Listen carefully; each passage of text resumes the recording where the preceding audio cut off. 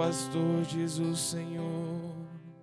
Eu conheço minhas ovelhas e elas me conhecem. Eu conheço minhas ovelhas e elas conhecem a mim. Ale, ale, aleluia. Ale, ale, aleluia. Ale, ale, aleluia, ale, aleluia. Ale, ale, aleluia, ale, aleluia. O Senhor esteja convosco. Ele está no meio de nós. Proclamação do Evangelho de Jesus Cristo, segundo João. Glória a vós, Senhor. Naquele tempo, disse Jesus: As minhas ovelhas escutam a minha voz, eu as conheço e elas me seguem. Eu dou-lhes a vida eterna e elas jamais se perderão, e ninguém vai arrancá-las de minha mão. Meu Pai que me deu essas ovelhas é maior que todos, e ninguém pode arrebatá-las da mão do Pai. Eu e o Pai somos um. Palavra da salvação. Glória a vós, Senhor.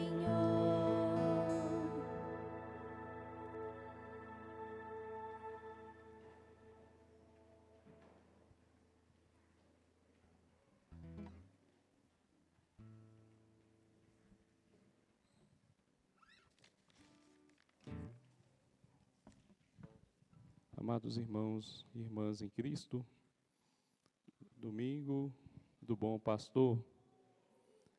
Cristo que define a si mesmo com este título, porque Ele é o bom pastor. Ele dá a vida pelas suas ovelhas quando se oferece como sacrifício na cruz. A oração, o prefácio da oração eucarística deste domingo fala sobre este grande mistério da nossa fé. Cristo, ao mesmo tempo, sacerdote, altar e cordeiro. O sacerdote que oferece o sacrifício no altar. O cordeiro é o sacrifício, o próprio Cristo. Até nesses dias, numa discussão no Facebook, não sei se alguém viu, o sujeito usou um termo juncoso para classificar os eleitores de determinado candidato. E um outro amigo do Facebook usou um pior ainda contra ele. Aí ele veio reclamar que, como padre, eu não corrigi o outro. Eu falei assim, mas você também provocou. Aí antes ele tinha falado que Jesus usava o termo cordeiro para falar das pessoas. Aí eu falei, Jesus fala de cordeiro para definir a sua igreja. E tem outras definições, o próprio povo, ele mesmo.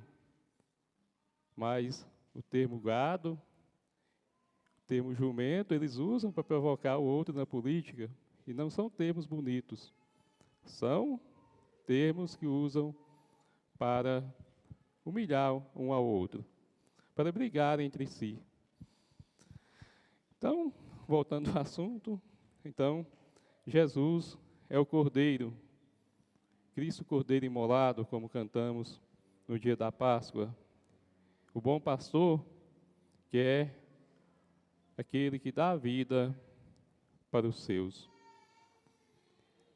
Os cristãos da antiguidade, os primeiros cristãos, os cristãos da época da patrística, da Idade Média, gostava da imagem do bom pastor. E através de quadros, através de ícones, através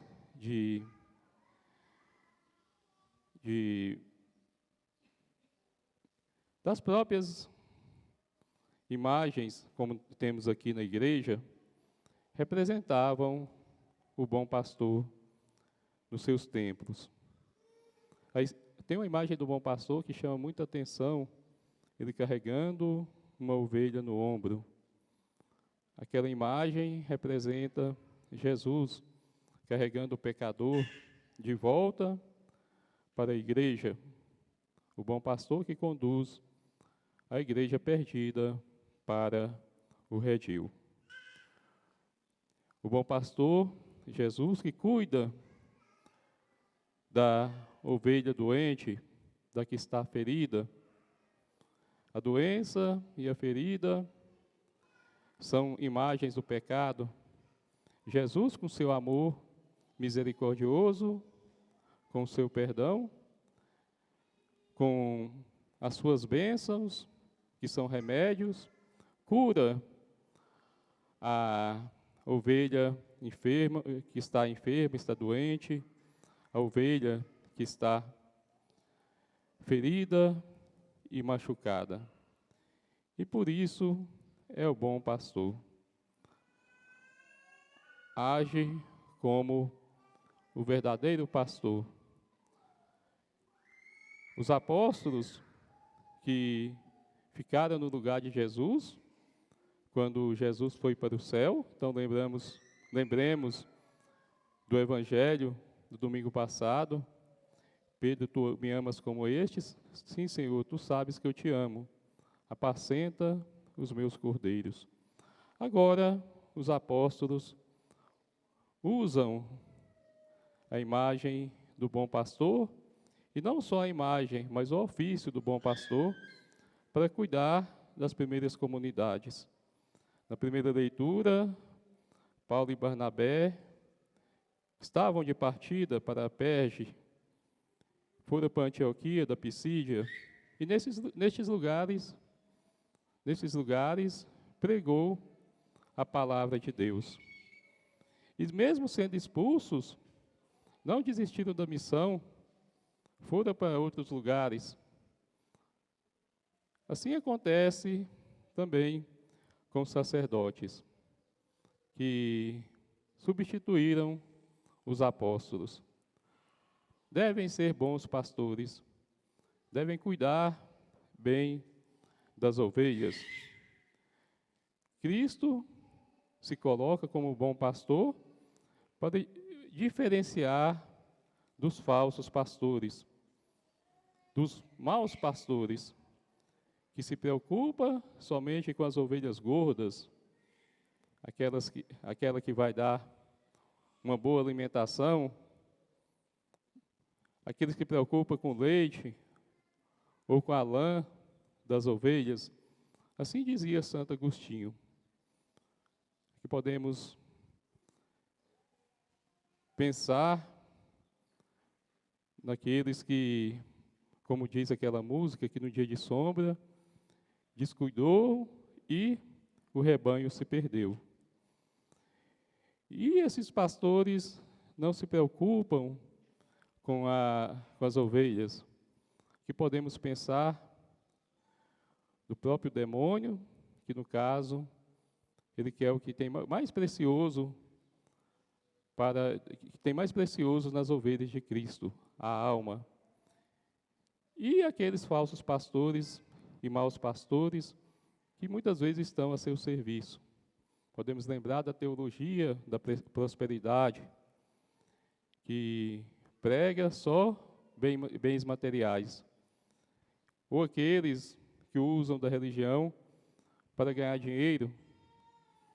Conhecemos um grande empresário que tem até TV, uma das maiores redes de televisão do Brasil. Não está preocupado com a fé do povo. Está preocupado de encher os bolsos. Tanto que já foi denunciado algumas vezes na, em outros canais de televisão. Não só ele, mas um outro também. De usar o dinheiro que recebe dos fiéis de maneira indevida. Infelizmente, maus pastores também, infelizmente, dentro da própria igreja. Por isso que é necessário o sacerdote cuidar bem da sua formação no seminário. O nosso reitor dizia assim, que o ótimo seminarista será um bom padre. Um bom padre será um seminarista, aliás, um bom seminarista será um padre regular. E um seminarista regular será um padre, não será um padre bom, será ruim no seu ministério. Então deve se preparar bem. Em primeiro lugar, deve ter uma vida de oração desde o tempo do seminário. Se não aprende as coisas quando está no seminário, então nunca vai aprender depois que chega no sacerdócio. E lá, pelo menos no meu tempo, os padres nos ensinavam a responsabilidade da oração. Também estudar bem as ciências, as quais existem no seminário. A filosofia e a teologia. Então, tem de ter uma boa formação também acadêmica.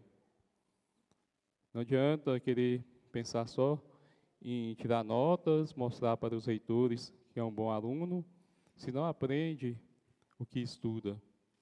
Porque, assim como o médico, quando assume a medicina, é responsável por muitas coisas. Por exemplo, um cirurgião, ele não pode chegar lá e fazer cirurgia de qualquer maneira.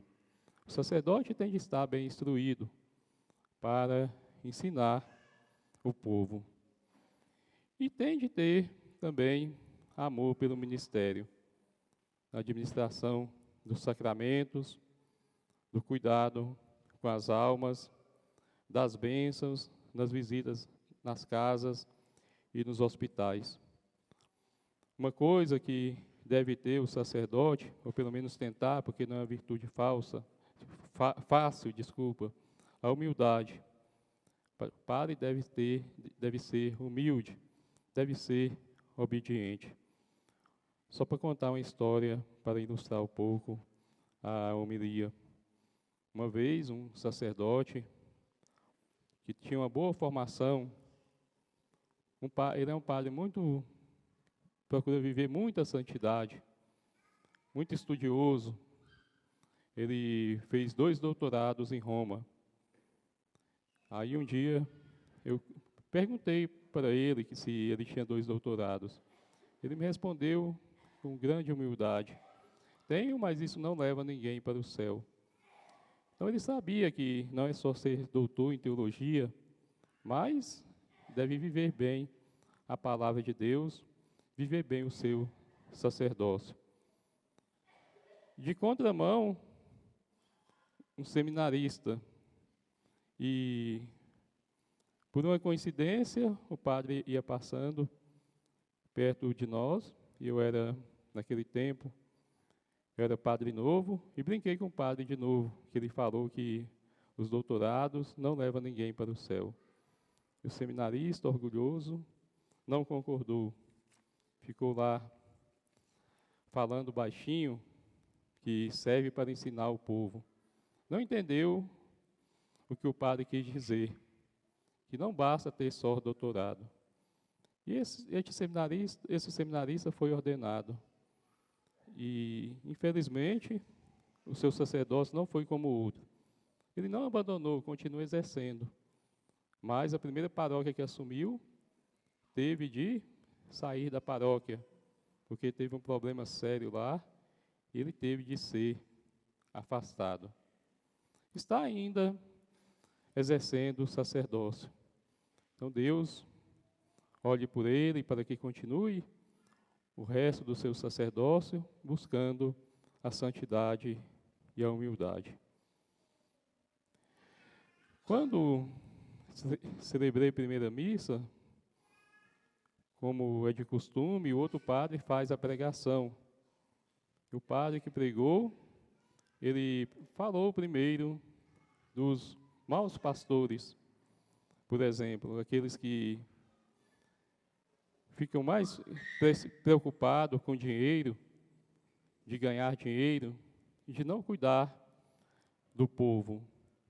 Ou daqueles que, infelizmente, caíram no vício. Ele falou de padres alcoólatras, que tem. Então, ele falava com muita tristeza. Depois, ele começou a dizer assim, que o sacerdócio é um caminho difícil, mas tem de ter aqueles que aceitem a vocação, aqueles que são chamados devem abraçar o sacerdócio, porque senão quem vai confessar o povo, quem vai celebrar as missas, quem vai visitar os doentes? Então ele falava dos bons que têm de aceitar o chamado de Deus, porque a igreja precisa de bons sacerdotes. Por isso, devemos rezar para que tenhamos bons sacerdotes, que os seminaristas se preparem bem para dedicar ao seu ministério. Hoje é dia de rezarmos pelas vocações sacerdotais e religiosas. Então rezemos para os nossos seminaristas, para que tenha no coração esse desejo de dedicar o seu ministério com amor e dedicação. Amor a Deus e aos seus irmãos e dedicação ao ministério. Também é dia de rezarmos pelo Papa. O Papa Francisco está com os problemas nos pés. Eu vi uma foto dele, ele estava na cadeira de rodas. É claro que é só devido a este problema no pé. Não é que o Papa agora não possa mais caminhar. E rezar pelo Papa Bento XVI, nosso Papa emérito, que não esqueceu da igreja.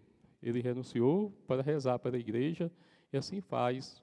Continua cumprindo esse ofício no mosteiro lá no Vaticano. E continua escrevendo. Ele que é um grande intelectual e escreve bons livros. Então, continuar rezando pelos nossos papas. Lembrar das mães hoje também, rezar por elas. Queremos que as mães de hoje imitem o exemplo das santas mães. Em primeiro lugar, Nossa Senhora. Depois, as mães que foram canonizadas. Santa Joana Beretta Molla, que deu a vida para que sua filha pudesse nascer. Santa Rita de Cássia, que rezou para a conversão do marido e dos filhos. Quando viu que não se convertiam os filhos, pediu que Deus os levasse. E depois foi para um convento, viveu o resto da sua vida. E tantas outras mães, as que foram rainhas, Santa Isabel da Hungria, e tantas outras que são hoje reconhecidas como santas. Também lembrar das mães, quando tivemos a necessidade delas, quando pequenos estávamos doentes, estávamos enfermos, e as mães, muitas vezes, levantavam durante a noite para cuidar da saúde nossa, dos seus filhos. Lembrar das mães que, infelizmente, foram abandonadas. Se os filhos fossem bons, nunca iam deixar os pais abandonados, por exemplo, no asilo. Rezar também para as mães que estão enfermas. E, sobretudo, rezar para aquelas que passam dificuldades ou por falta de coisas necessárias em casa para a sobrevivência, ou pelo menos para ter uma dignidade. Então, ter um pouco de alimento, daquilo que as pessoas precisam para o dia a dia. Rezar para aquelas que estão com problemas em casa, com os filhos, com o esposo. Então, pedir a Deus que ajude a resolver o problema. E não esquecer já das mães falecidas. Rezar para as mães que não estão mais conosco. Lembrar de uma forma especial das que foram vítimas dessa terrível doença, a qual ainda estamos passando, essa terrível pandemia. Então rezemos por todas elas, para todas elas neste dia que é dedicado também às mães. Louvado seja nosso Senhor Jesus Cristo.